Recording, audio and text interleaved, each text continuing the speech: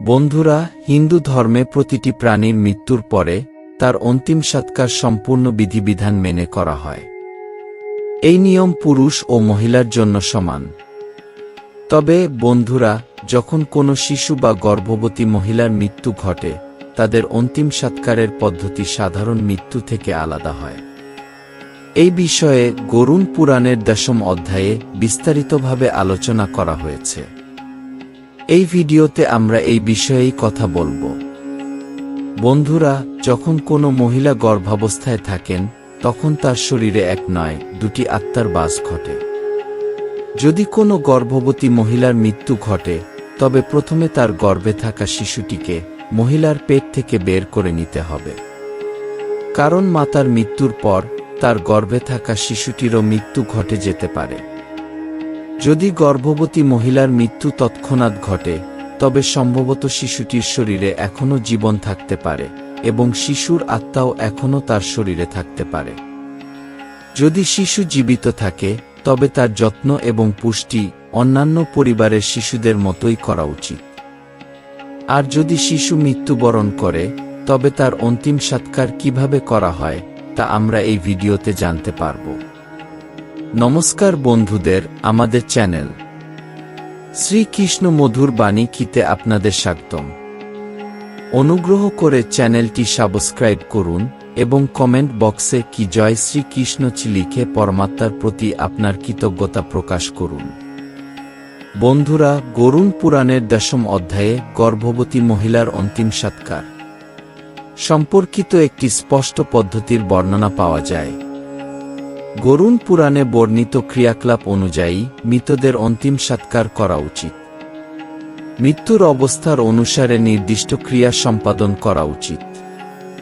একটি নির্দিষ্ট বয়সে ব্যক্তি উপনয়ন সৎকার সম্পন্ন করেন এবং যাদের উপনয়ন সৎকার হয়ে যায়, তাদের পূর্ণ বিধিবিধান মেনে অন্তিম সৎকার করা হয়। মহিলাদের জন্য উপনয়ন সৎকার হয় না, বরং বিবাহকে উপনয়ন সৎকারের সমান মনে করা হয় এবং সেই অনুযায়ী মহিলাদের সৎকার করা হয়। তাই কোনো মহিলার মৃত্যুর পর সংঘ পদ্ধতিতে গোদান, ক্ষতদান, অষ্টাদশী প্রভৃতি ক্রিয়া সম্পাদন করা হয়। মহাদান, মৃৎস্বর্গ প্রভৃতি ক্রিয়া সম্পাদন করা আবশ্যক। গরুড় পুরাণে উল্লেখ আছে যে, যখন কোনো গর্ভবতী মহিলার স্বামী মারা যান, তখন তাকে ধৈর্য ও সংযমের পরিচয় দিতে হবে। গর্ভবতী মহিলাকে চিতার সঙ্গে সৎ হওয়া উচিত নয়, বরং তাকে শিশুকে জন্ম দিয়ে তার পালন ও পুষ্টি নিশ্চিত করতে হবে। শিশুটি বড় হলে এবং নিজের দেখাশোনা করতে সক্ষম হলে মহিলা তার ইচ্ছা অনুযায়ী নিজের দেহত্যাগ করতে পারেন। তবে বন্ধুরা, কালক্রমে সতী প্রথার অবসান ঘটেছে এবং এটি একটি পুরনো কাহিনী।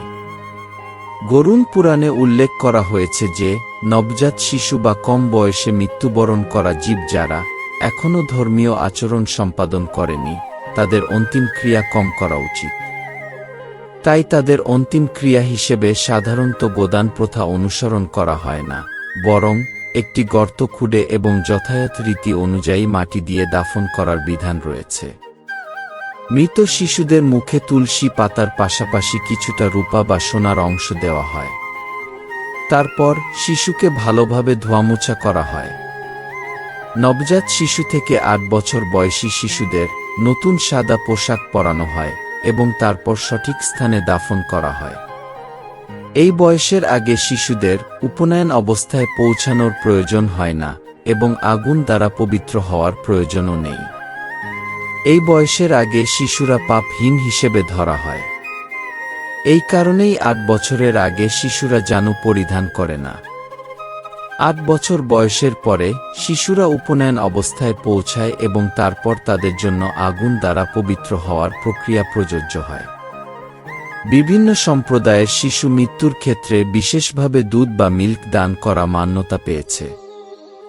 বন্ধুরা, যদি এই ভিডিওটি আপনাদের ভালো লেগে থাকে, তাহলে ভিডিওটি লাইক করুন এবং আপনার আত্মীয়স্বজনদের সাথে শেয়ার করুন। এই ধরনের আরও ভিডিও দেখার জন্য আমাদের চ্যানেলটি শ্রীকৃষ্ণ মধুর বাণী সাবস্ক্রাইব করুন।